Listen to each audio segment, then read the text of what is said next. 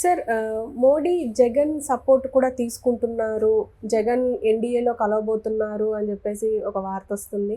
అంటే ఎంతవరకు నిజమయ్యే అవకాశం ఉంటుంది? అంటే చంద్రబాబు నాయుడిని అండ్ పవన్ కళ్యాణ్ నమ్మే అవకాశం లేదు అంటారా? లేకపోతే జగన్‌తో కలవడానికి గల కారణాలు ఏమై ఉంటాయి?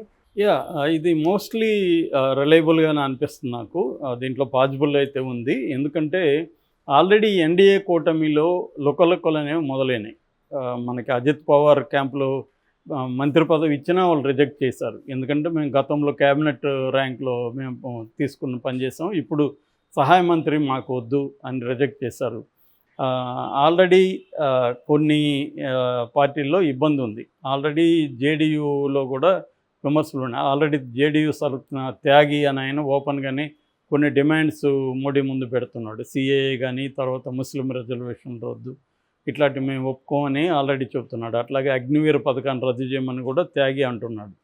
సో ఇలాగా కొన్ని గత ప్రభుత్వం ఈ 10 ఏళ్లలో మోడీ తీసుకొచ్చిన కొన్ని పథకాలు కావచ్చు, అగ్నివీర్ లాంటి ప్రోగ్రామ్స్ కావచ్చు, లేదా ఈ ఎన్నికల్లో ఇచ్చిన హామీ 4% ముస్లిం రిజర్వేషన్ మేము రద్దు చేస్తామని చెప్పడం కావచ్చు, ఇలాంటి వాటికి సంబంధించి ఒక వ్యతిరేకత ఒకవైపు ఉంటే, రెండో వైపు పర్సనల్గా తమకు సరైన మంత్రి పదవులు ఇవ్వలేదని, లేకపోతే సరైన ప్రాతినిధ్యం ఇవ్వలేదని రకరకాల ఇవి వస్తున్నాయి.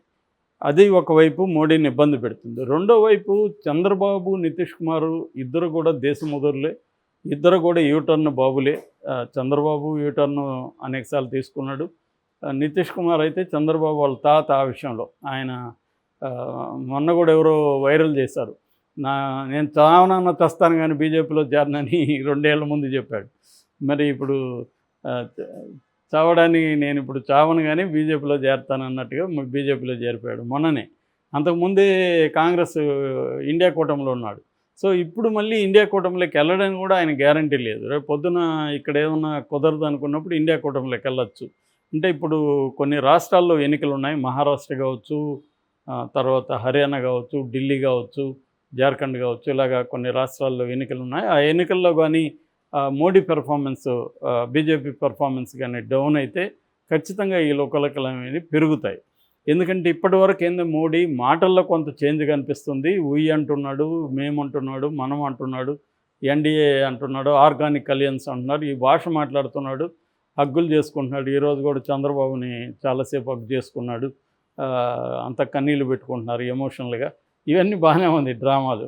కానీ ఆచరణలో తీసుకున్నప్పుడు క్యాబినెట్ కూర్పు తీసుకుంటే కంప్లీట్గా మోడీ కంట్రోల్ కనిపిస్తుంది. ఏదో విధిల్చాలి కాబట్టి పనికిమాలిన పోర్ట్ఫోలియోస్ విధిల్చాడు. సో అందువల్ల ఏమవుతుందంటే ఎవరికి ఏమీ హామీలు కూడా ఇప్పటివరకు ఇవ్వలేదు.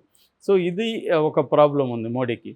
అట్లాగే రేపొద్దున బిల్స్ పాస్ చేయాలంటే కూడా రాజ్యసభలో కూడా మోడీకి తగినంత బలం లేదు కాబట్టి జగన్ 11 మంది ఉన్నారు. సో జగన్ బలం అవసరం అవుతుంది. అట్లాగే వీళ్ళని నమ్మి ముందుకెళ్తే ఇబ్బంది అవుతుంది. సో వీళ్ళ మీద డిపెండ్ అవ్వకుండా వేరే మెకానిజాన్ని, ఆల్టర్నేటివ్ మెకానిజాన్ని ఏర్పరచుకోవాలనేది కూడా మోడీ ప్లాన్. అందుకని ఒక మెథడ్ ఏంటంటే, ఇండియా కూటమిలో ఉండే ఎంపీలు ఎవరైతే కేసులు ఉన్నాయో వాళ్ళని టార్గెట్ చేయడం అనేది మోడీ స్టార్ట్ చేశాడు. ఆల్రెడీ ఉత్తరప్రదేశ్లో 6 మంది ఎంపీలు, ఇండియా కూటమిలో ఉన్న ఎంపీల మీద కేసులు ఉన్నాయి. వాళ్ళకి 2 ఏళ్ల కంటే ఎక్కువ జైలు శిక్ష పడే కేసులు ఉన్నాయి. సో ఇప్పుడు ఆ కేసుల్లో ఉండే వాళ్ళని టార్గెట్ చేసి ఆ కేసుల్ని ముందుకు తీసుకెళ్తే వాళ్ళ మీద ప్రెజర్ వస్తుంది. నువ్వు జైలా, మోడీనా, సో అనేది మోడీనా ఈడీనా అనేది గతంలో ఉంది. అట్లాగే మోడీనా బేడీనా అనొచ్చు మనం. బేడీలు కావాలా, మోడీ కావాలా అన్నప్పుడు ఆటోమేటిక్గా మోడీ దగ్గరికి వాళ్ళు వస్తారు. ఎవరు జైలుకి వెళ్ళాలనుకుంటారు, ఎవరు ప్రధానమంత్రి మన ఎంపీగా సస్పెండ్ అవ్వాలనుకుంటారు. అందువల్ల రాహుల్ గాంధీనే సస్పెండ్ చేయించిన వాళ్ళు వీళ్ళని ఎందుకు చేయించలేరు? సో అందుకని ఇప్పుడు ఆ 6 మంది మీద ప్రెజర్ విపరీతంగా స్టార్ట్ అయిందని చెప్తున్నారు ఉత్తరప్రదేశ్లో. సో అలాగా వీళ్ళు దేశవ్యాప్తంగా ఐడెంటిఫై చేస్తున్నారు. ఎక్కడైతే ఎంపీల మీద కేసులు ఉన్నాయో వాళ్ళని ప్రెజర్ చేయడం అనేది మొదలుపెట్టి వాళ్ళని బీజేపీలో కలుపుకోవడానికి. అందుకనే స్పీకర్గా కూడా తమ వాళ్ళని పెట్టుకోవాలనేది మోడీ ప్లాన్.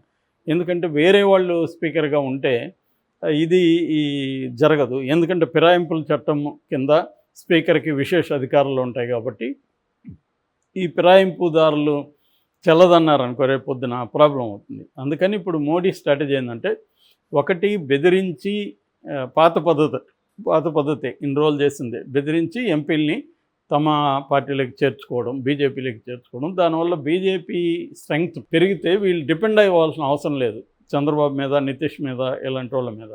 వాళ్ళకే మెజారిటీ వచ్చేస్తుంది. అది ఒక మెథడ్. రెండో మెథడ్ ఏంటంటే ఆల్రెడీ కేసులు ఉన్న జగన్ లాంటి వాళ్ళు చచ్చినట్టు తమకు మద్దతు ఇవ్వాల్సిందే, వేరే మార్గం లేదు జగన్కి. సో జగన్ బెదిరించే మూడ్లో ఉండడు. ఎందుకంటే బెదిరిస్తే వాళ్ళు అక్కడ బిగిస్తే ఇతను జైల్లోకి వెళ్ళాల్సింది, శిక్ష కూడా పడే అవకాశం ఉంది.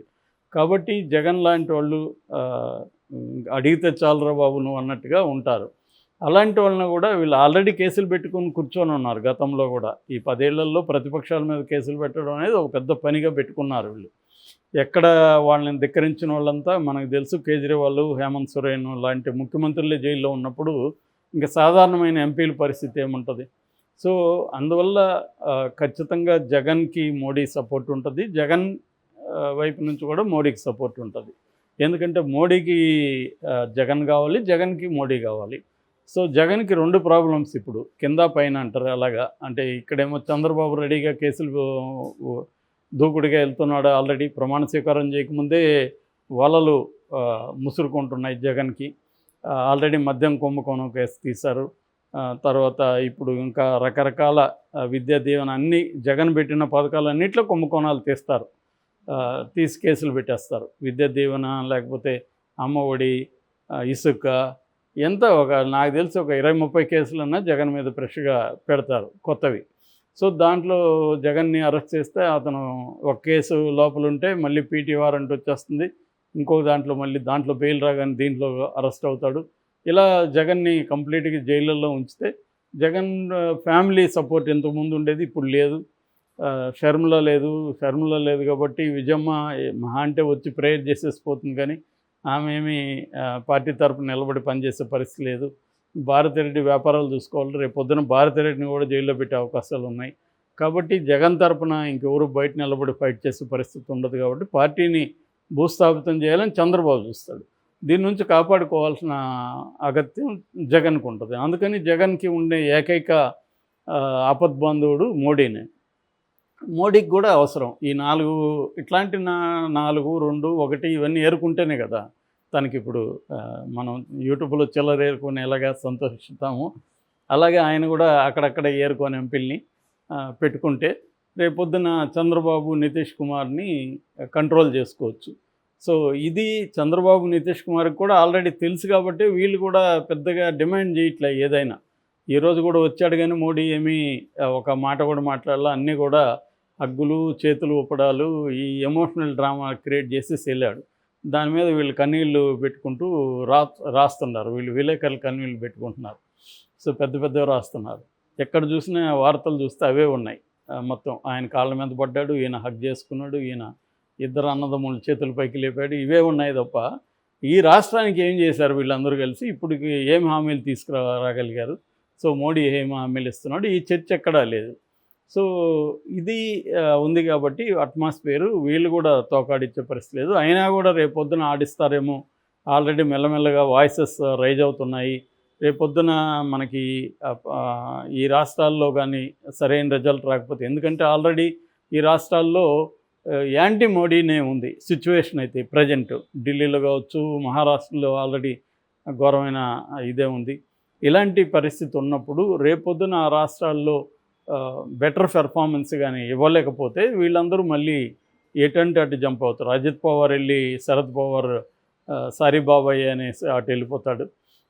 అలాగా ఇటు శివసేన షిండే పోయి అటు వెళ్ళిపోతాడు. ఇలాగా వెళ్ళిపోయారనుకో, ఉన్నవి 4, 3, 4, 5 వెళ్ళిపోతున్నారు అనుకో, వీళ్ళకి అప్పుడు కంప్లీట్గా చంద్రబాబు మీద, నితీష్ కుమార్ మీద డిపెండ్ అవ్వాలి. వీళ్ళు ఏంటంటే వీళ్ళు ఏదో సైలెంట్గా పెద్ద మనుషులాగా ఉన్నట్టే కనబడతారు, కానీ వీళ్ళు ఎక్కడ ఫిట్టింగ్లు పెట్టాలో వీళ్ళకి తెలిసినంత ఇంకెవరికి తెలియదు. ఆ విషయంలో మహాముద్దులు ఇద్దరు కూడా. సో మోడీ కంటే సీనియర్లు రాజకీయాల్లో. కాబట్టి మోడీ కూడా ఇవన్నీ తెలుసు కాబట్టి మోడీ ఏంటంటే ఆల్టర్నేటివ్ వెతుక్కుంటున్నాడు. సో అందులో ఒకటేమో ఇండియా కూటమిలో ఉన్న వాళ్ళని తన వైపు లాక్కోవడం, ఎన్డీఏ కూటమికి బయట ఉన్న జగన్ లాంటి వాళ్ళని ఆల్రెడీ కేసులు ఉండడమో లేకపోతే కేసులు పెట్టడమో చేసి వాళ్ళని కూడా తమ వైపు లాక్కోవడం. ఈ క్రమంలో జగన్కి అవసరం ఉంది, మోడీకి అవసరం ఉంది కాబట్టి వీళ్ళిద్దరు ఖచ్చితంగా కలుస్తారు. దీనివల్ల మరి చంద్రబాబుకి ఏం నష్టం అంటే జగన్ని తను అనుకున్న పద్ధతిలో రివెంజ్ తీర్చుకోలేకపోవచ్చు, కొంత కాంప్రమైజ్ అవ్వాల్సి రావచ్చు.